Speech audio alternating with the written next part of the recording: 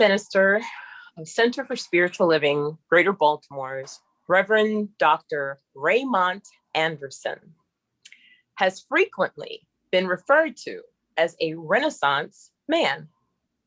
One look at his resume and the reason becomes clear.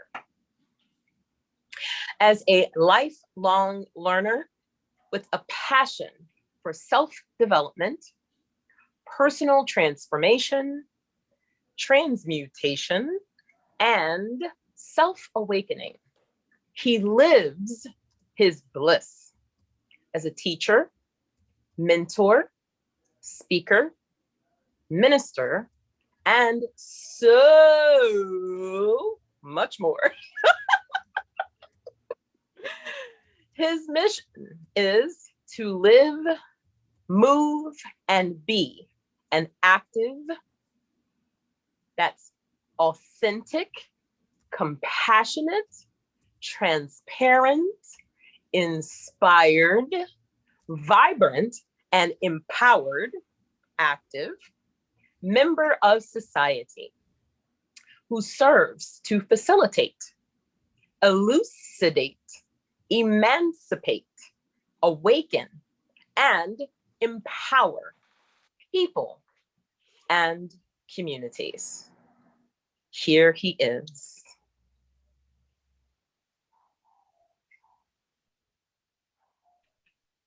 Come on, Tracy. Yes, you are on. Are you sure? You gotta turn that on first. Yes, I have to turn this on first. Thank you, Tracy. Thank you, Mo. Thank you, Eugene. Thank you, Jesse. Thank you, Sonya. Thank you, Renuka. Thank you, everybody, for making service what it is today. And thank you, everybody who joined in today. Thank you so much for making CSL Greater Baltimore the place to be. Thank you. And let me put this out there now, because Tracy and I both, we made playful fools of ourselves. Well, one, Tracy didn't have the mic muted, so yeah, we was up here like acting, meow, meow, meow, meow, meow, meow, meow. Woo, yes, okay, whoo, breathe, breathe. Yeah, that's song. Breathe, yes, yes. I was up here clucking like a chicken and all kind of, woo, because that was right up my alley, like, and it ties perfectly into today because, so as Eugene said, this month has been the soul's call. And there's this idea of what does it mean to be you? And to be you so boldly and powerfully that you are willing to live life to the fullest. That it's not about, you know, accolades and certificates and degrees and money and all that. It's not about accumulating. It's about being exactly what you are. So today we're talking about at the heart of Namaste is a clarion call for the soul to express its beingness freely, boldly, unapologetically, and to be fully what it already is. We must recognize the divine in ourselves, emancipate ourselves, and be the meta-physicians who heal ourselves first and then others, because as Fannie Lou Hamer said, I mentioned her last week, she said, when I liberate myself, I liberate others. So who heal ourselves first, knowing that we are also healing and liberating others. Harriet Tubman could only free others because she herself was already free. When we do it, we give other people permission to do the same. Our evolutionary vision, a statement from CSL, the global vision that is related to today's topic.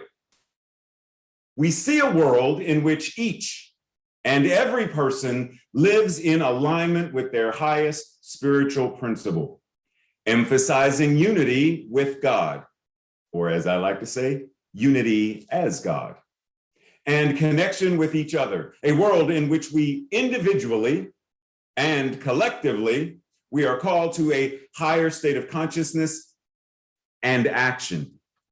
Did you hear that part in Jessie's song when she talked about moving your feet and action?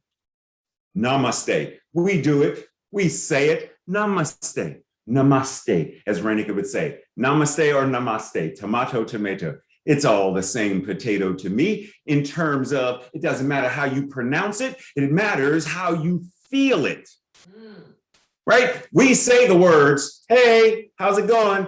Namaste, hola. But if you're not feeling the word in terms of its meaning, then it's empty, it's vain, it's pointless. But when we recognize namaste, God in, through, and as me, sees itself in, through, and as you. Take a breath.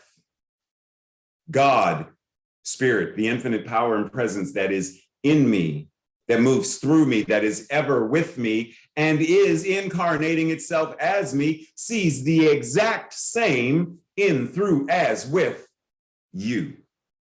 God recognizes itself, honors itself, loves itself. We are one. What happens if every time you say hello to someone, every time you say, what's up to someone, every time you bob your head to say hello or wave, that back of that always, or as Tracy said, peace, every time back of that is this idea of I honor, recognize, acknowledge, and celebrate you because I know exactly who and what you are. So whether we say namaste or not, let's be namaste. Science of mind, Tracy said deep. Y'all probably heard that because she got the mic on this time instead of it being muted when it was supposed to be. Science of mind says, meow, meow, meow, meow, meow, meow. Science of mind says, we are to see that spirit creates all things by the power of its own word, and that we are spiritual beings. We are to hear that inner voice of truth. And as Eugene said, this gratitude isn't just what you say. This gratitude is what you be. So the same thing, we are to hear that inner voice of truth. We are to allow that inner voice of truth to be exactly what we are. Don't just hear it. It's not just the inner voice. It is the inner flesh, the inner spirit, the outer flesh. It is all that we are. Every muscle, every bone, every fiber is resonating with and as that truth. What is this truth proclaiming? It is proclaiming the freedom of all life, the eternal unity of God with all that is. You got that? That is the truth of your being, freedom and unity with all life. Pause and breathe. So if you, and I know there's quite a few of you who are not of my age range, and that's fine, that's cool, that's cool. I acknowledge that I'm 55. 55 is the new 25 though. So when I was Tracy, stop it, I'm sermoning. When I was growing up, this gentleman, Fred Rogers, also from Pittsburgh, used to sing this song. You are my friend, you are special. You are special to me. You are the only one like you, right? And I heard these words growing up. And there was that part of me, as Jesse sang, there was that part of me that was like, yeah, but I'm not special, but I'm not. And if you knew me, you wouldn't want to be my friend. And as she said, I got to the point where I was like, you know what? That narrative, no more. Release that idea. Because if I can't be my own friend, then I cannot be anyone else's friend. So you are my friend, I am my friend. You are special, I am special. You are special to me because I am special to me. There's only one in this wonderful world. There's only one you. God, Spirit, Source, incarnating itself uniquely, individually as each and every one of us. And yet, each and every one of us must be that specialness that God is. Not any more special than anyone else, but special because we are divine. Special because we are love made flesh. Special because we live. We live that one life. There is only one life, and that life is God. And that life must be special because it is God. And if it is living itself as us, then that specialness must be personified, embodied, grounded deeply within our bodies, within our minds, our emotions, our soul. Fred also goes on to say, if you could only sense how important you are to the lives of those you meet, how important you can be to the people you may never, ever meet or dream of, because your energy reverberates and vibrates and resonates throughout creation. There is only that which God is. And what happens in one aspect of God must happen throughout it. As the Dalai Lama said, just as ripples spread out when a single pebble is dropped into the water, the actions of individuals not just can have far-reaching effects, but do have. There are people who today did not hear Jesse's song. There are people here today who did not join in for Eugene's morning meditation or were not here for the opening prayer. There are people who right here are not here for this message. And yet what we know is the energy that we send out into the world resonates throughout all of creation. There is only one mind, that mind is God. So when Jesse sings from the mind of God, sings as the mind of God, when Eugene meditates from the mind of God, as the mind of God, when Sonya and Renuka interpret from and as the mind of God, and when I allow myself to speak and as the mind, from and as the mind of God, then we know that there is only God, a circle, circumference, nowhere, center, everywhere. Our energy must be contagious and powerful and resonant. Janet Mock says, self-definition and self-determination is about the many varied decisions that we make to compose and journey toward ourselves. Journey towards ourselves. This month being Pride Month, we've highlighted several people and groups regarding this idea of how do you step into honor and recognize yourself even when others bully and beat and try to beat you down, beat you into submission? How do you rise up in the morning still ready and willing to face, still ready and willing to live life on your terms, with your pronouns, with your colors, with your audacity to be divine? This journey toward ourselves. It's okay if your personal definition is on a constant state of flux. We are ever evolving consciousness. We do not need to be one set thing throughout. You know, growing up, high school, well, it started in elementary school, actually. What do you want to be when you grow up, right? Dude, I'm 6. I want to eat mud today. When you talk about Tracy's like that, I don't know what I want to be.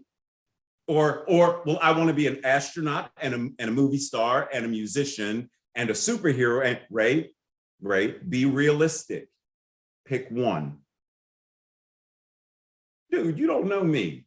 And you don't get to determine. I am that which is ever expanding consciousness. And so I embody what it means to forever and ever be on this journey of self-awakening, empowering, and being my fullness in this divine moment now.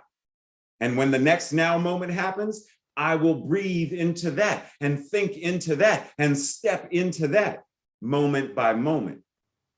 We live in a culture where people are so determined to make us conform. Namaste does not say conform. Jesse's music does not say conform. Eugene's prayer and meditation, I gotta say medication. Meditation is medication. There you go, Tracy. It is not about conforming. It is about being transformed by the renewing of all that we are to step into greater and greater and greater ways of showing up. And sometimes stepping out means looking different, sounding different. But whoa, pause. Who said different is bad? If God is demonstrating itself, incarnating itself, expressing itself in, through, and as all that is, then why is the rainbow multiple colors instead of just one? Why are there different? Why is there a color spectrum? Why is Jesse able to play multiple notes instead of just one note? Because that which spirit is forever expressing itself as everything. That means diversity, difference, multiplicity is godly. So when you feel like stepping out and having fun, when you feel like changing the timbre of your voice and speaking in a different manner because Jesse said so, then do it. Why not embrace all that spirit is as us and let go of this idea of needing to fit in and conform? What happens when we step into fully embracing what it means to be our divine selves in all of the ways that that means? Because we talk about unity an awful lot, like that's a key term in New Thought. And sometimes we talk about it like unity means everything's the same. It's homogeneous. Unity means same old, same old. Unity means mashed potatoes without anything in it, no pepper, no salt, no butter, no margarine. It's just potatoes. Tracy's laughing at me right now. Unity does not mean uniformity. Unity does not mean same old bland. Unity means all of the sounds of God come together to make a song and a symphony. All of the words of God come together to make a meditation and a prayer. All of the hands of God come together to make an American Sign Language interpretation. All of us come together as a unified expression of the divine to make a world that works for all. But when we surrender and let other people tell us what we're supposed to look like and act like, it's like, dude, pump your brakes. Be like the one girl. Be like her. Be like that girl who says, look, I'm going to do ballet my way. My ballet involves a flip and a trapeze. Then do it. No one said that your version of ballet or your version of dance has to be the same as, otherwise we would only have one dance. There'd be one move. That was from Saturday Night. Sorry, I gotta say Saturday Night Fever. Saturday Night Live. You remember that?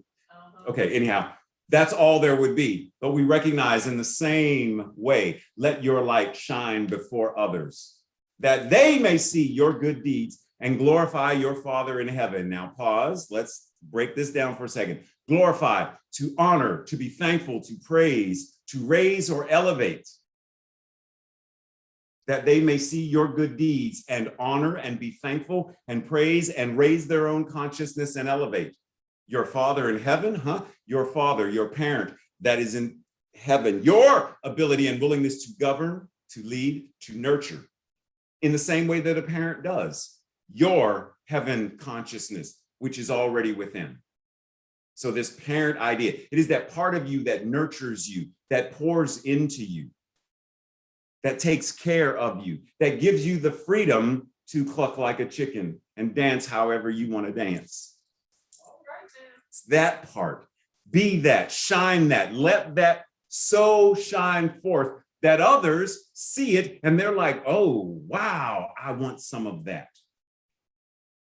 Deepak Chopra says, to be grounded in this experience, you have to be grounded in the wisdom of uncertainty. Uncertainty. In this uncertainty, you will find the freedom to create anything you want.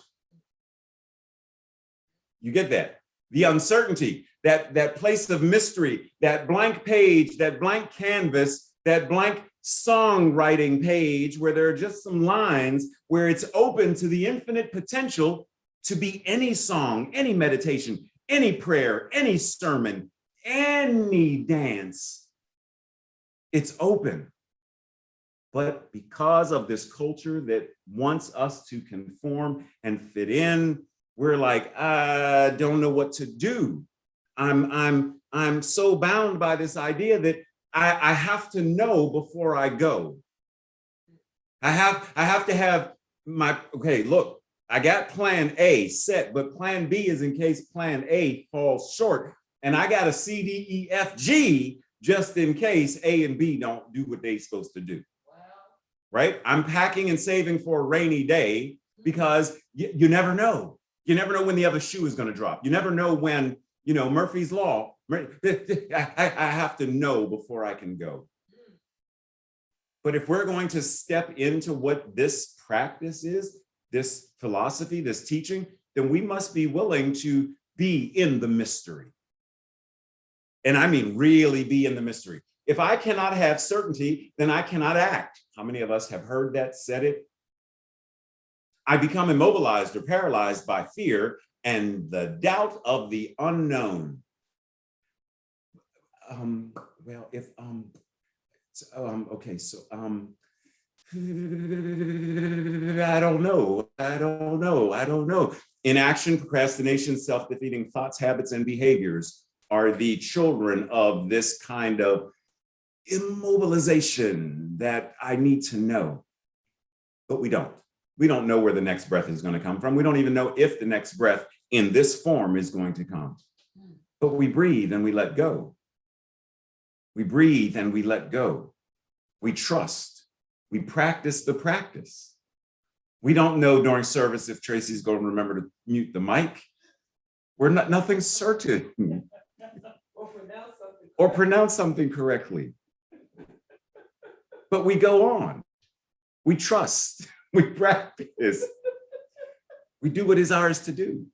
Michael Singer says, the prerequisite of true freedom is to decide that you do not want to suffer anymore. You must decide that you want to enjoy your life, have fun. I came that you may have life and have it abundantly. That abundance is all bliss, joy, magic, power, laughter, silliness. That abundance is all of that. You want to enjoy your life and that there is no reason for stress, inner pain, or fear. And the fear, this aspect of fear is like that unrational, illogical fear that we lump upon ourselves. Because if you're in a quote unquote dangerous situation, or you see a dangerous situation, you happen to be the tow truck driver who's picking up the car because we're stuck on the New Jersey Turnpike, and you see Renuka standing off on the side of the road with the door open, you move towards her because you're fearful that she may get sideswiped and dead. So fear moves you with speed to tell her, young lady, please get in the car. It's not safe out here. So that is logical fear. But to carry that, once it's done, let it go. There's no reason to carry the fear into the next day or the next day or the next day. So we breathe, recognizing that we have a choice. How do we choose to show up? There's an excellent film called Disclosure about transgender individuals in the media, in life, and they're sharing their thoughts about what representation means, et cetera. And there's this one particular passage where Marion Wright Edelman said, children cannot be what they cannot see. Each of us is someone's child. We cannot be what we cannot see. And it's not just about children, it's about all of us. We cannot be a better society until we see that better society. What is the vision that you hold in your mind about a world that works for all? What is the vision that you hold in your mind about a life that works for you? What is the vision that you allow yourself to see in order to then treat and move your feet? If you don't see it, how can you be it? I cannot be in the world until I see that I am. I cannot be in the world until I see that I am in the world, right? We are already in it. But if you look at television, do we see representation? We have many centers, but do we see this diversity and inclusion and celebration in?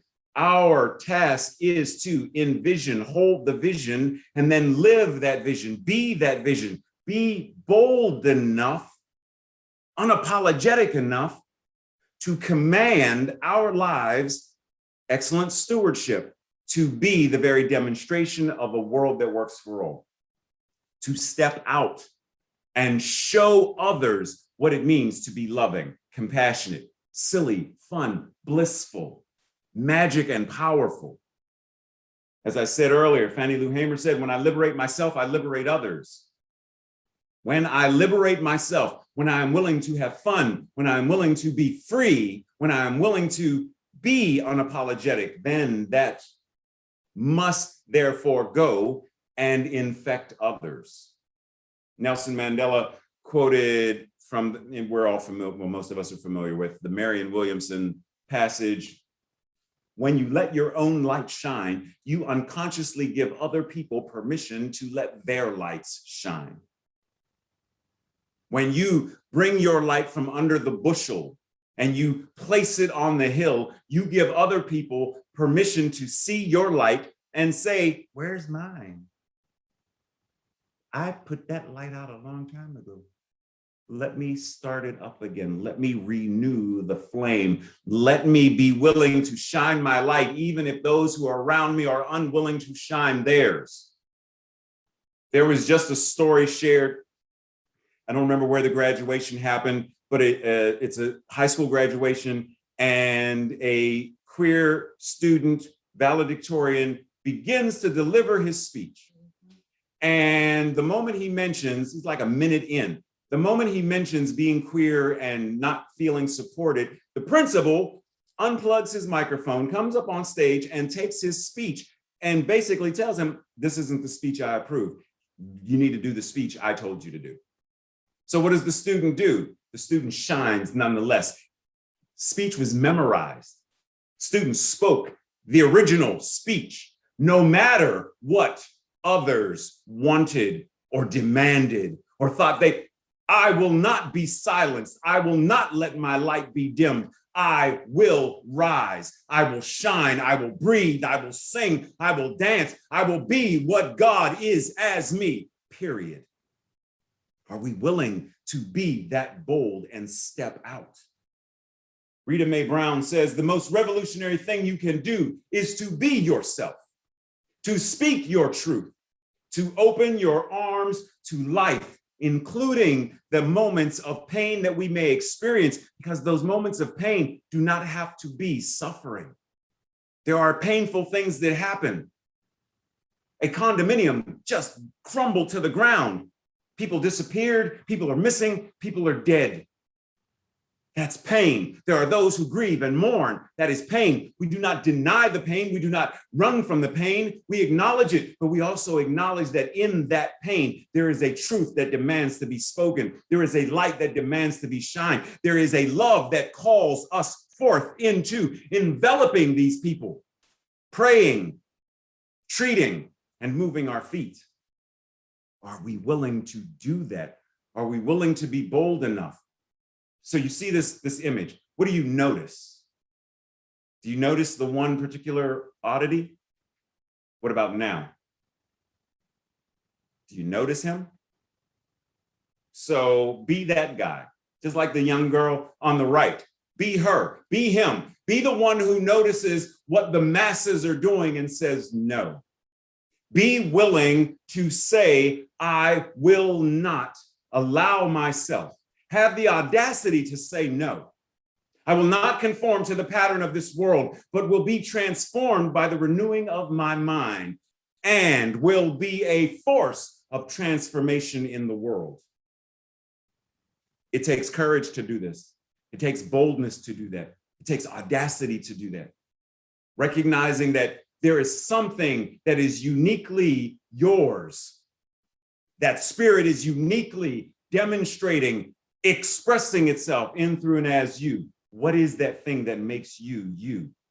Makes you unique, makes you special, makes you God personified, embodied, and incarnate.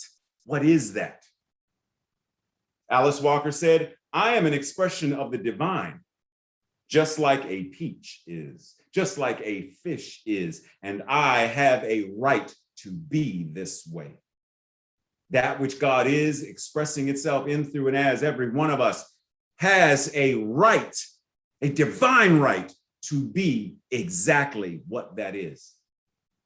Doesn't matter what others expect of us.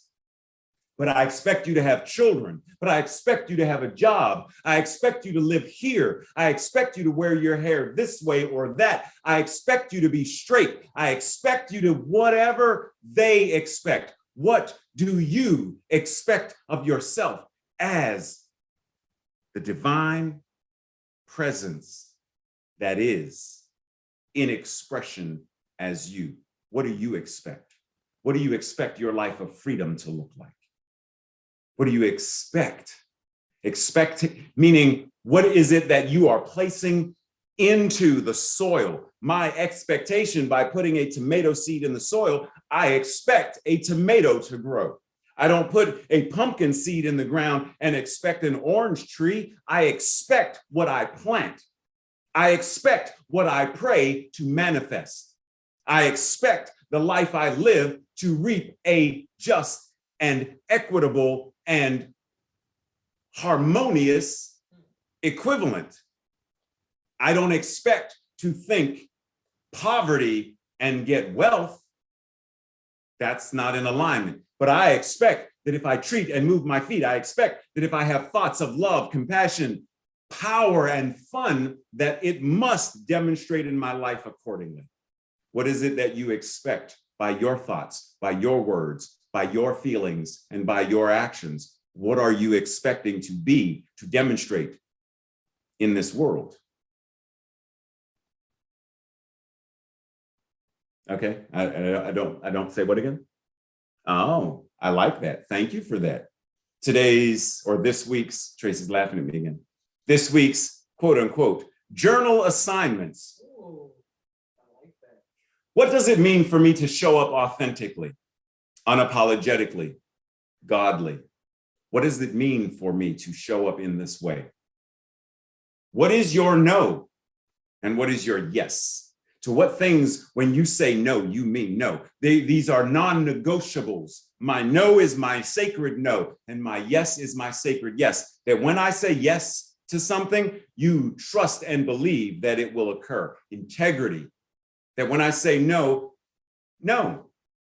Nothing personal, but no. Yes. Sacred. What are yours? What does it feel? What does life? What does a life of freedom look like? Living a life that is free. What does it look like? Because we can talk about it, but if we don't know what it looks like, if I cannot see it, what would your life look like if you were living freely? And you may be, but can you live more freely? If spirit is ever expanding consciousness, then are there ways that we can be even more free and more free and more free and more free, born free to live life so freely, to live life and be me, born free. Okay, it's Jesse's fault. It's Jesse's fault. Okay, so, and then she started it, and then Eugene played into it, and then Renuka and Sonya. It's everyone's fault except for my own. Okay, so I digress. Back to our regularly scheduled program. And then lastly, have a conversation with 3 people about the above ideas. The more we converse about it, because that's actually a practice, the more we converse about it, the more we are understanding what it is that we are thinking and feeling, because we're expressing these ideas. Simply sharing what it means to each of you. Identify some people who you think embody these ideas, their way of life. Who embodies that? Do I know anyone who embodies that? What are the characteristics that you see demonstrated by them? And as always, if you ever want a copy of the PowerPoint or those questions or whatever it is, just email Tracy or I, and we will make sure that you get copies of whatever. If you ask, you shall receive. Today's affirmation and declaration, Tracy just said, if you ask. Today's declaration and affirmation is, I will say it first and then together.